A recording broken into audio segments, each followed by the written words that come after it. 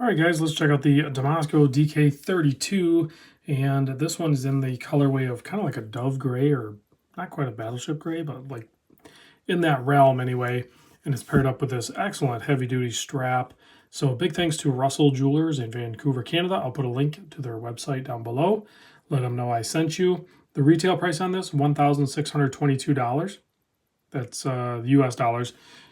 Depends on when you go to their site. It should convert for you, or it might register in Canada. But of course, if you're in Canada, then the Canadian price will, be what you're going to go after. Very cool thing that Damasko did here. I know some people are maybe not okay with it, but I think it's fantastic. Essentially, they went fully in-house. They made their own movement. This is the A26 automatic hacking hand winding movement. Very similar in architecture, and even some of the parts will cross over from an ETA 2824, but there's massive differences. One, you have the full bridge for the balance, and then the winding mechanism is using what's called a Paul winding system. I'll put a link in the video down below. Mark at Long Island Watch did a phenomenal video explaining all that and showing all that. Rather than me try to butcher the explanation, I'll just link his video and you can check it out there. So, case on this, 39 millimeter. This is also submarine style stainless steel. So, very heavy duty, corrosion resistant, obviously scratch resistant, all of that good stuff. It's going to look great for a long time. So, 39 millimeter case, 47.6 millimeter lug to lug. You can see a nice smooth curve on this blasted finish, very smooth satin finish.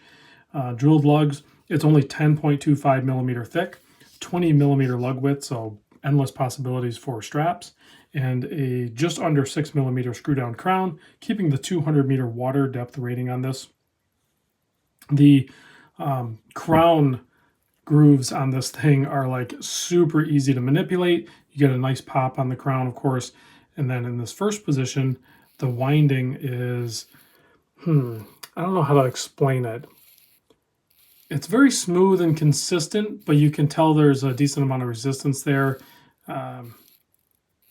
It's not, I wouldn't say it's the most pleasurable winding movement, but you can tell it's robust. We'll just say that. And then, of course, first position, you'd be able to adjust the date. Last position, very audible and tactile clicks when you move it throughout its range, and no crown movement either on this thing.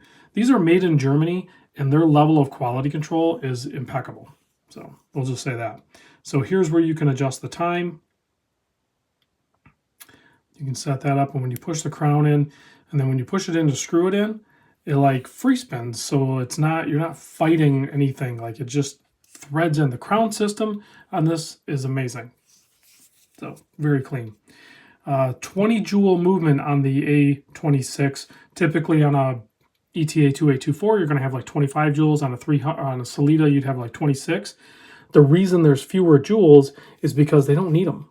That was all part of the redesign and the winding mechanism in this. They basically dropped 5 joules off the movement just by doing that and simplifying it and making it more robust, and borderline removing a potential fail point that is in both those other movements. So I don't know if there's any new, every time you change something, sometimes there's almost always inevitably collateral damage. So I don't know if that's the case with this movement. I haven't really read any major issues with it, but everything I can tell, it seems like a phenomenal design.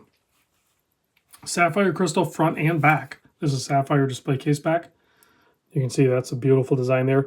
True thermally blued, I think thermally or chemically blued screws on this thing, but they're very clean and precise. Beats at 4 hertz, 42-hour power reserve. Let's zoom in and take a closer look at this dial. If I'm not mistaken, this is a slightly rare-ish dial color. I looked around. I didn't see a whole lot of places having this, but certainly Russell's has it. So you can contact them if this is gray color is what you want, with the black date wheel with the white printing on there. You can see a nice clean sweep on that seconds hand. Huge sword hands there with a ton of lume in it. The lume is going to be Super Luminova X1 GL C1. So you can see here, the reason they're calling it C1 is because it's bright white in the daytime, And then when we kill the lights, I think it's going to be blue. It might be green. We'll find out together here in a moment. Let me pop it on wrist. Oh, you know what? I'll show you a close-up of the movement too, so you can see that. It's not really decorated. You don't need that. That's not kind of their thing.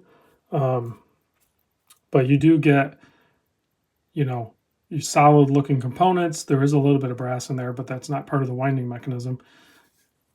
And then you get that bridge over the balance, which is kind of cool. Instead of it just being hung out there to dry, it's actually supported. It's going to make it more shock resistant. And it is, there's a few ISO certifications met both with the shock resistance and the anti-magnetic. Let's pop this on my 7 1/4 inch wrist. Like I said, this is a really nice strap that doesn't really need to be broken in too much. Like, it feels like it's, I mean, when you first handle the strap, you're thinking like, oh, I'm going to have to break this in. But you put it on wrist and you're like, no, I think I'm good to go. So there it is on my 7 1/4 inch wrist. Who's this watch for?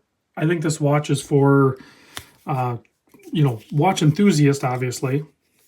And definitely for professionals. I think that would work really good. All right. Let me cheat a little bit. Let me blast this, and then let's kill the lights and check the lume. Okay, so it's definitely green. I was wrong on the blue. It's definitely green. Very potent. A nice heavy application.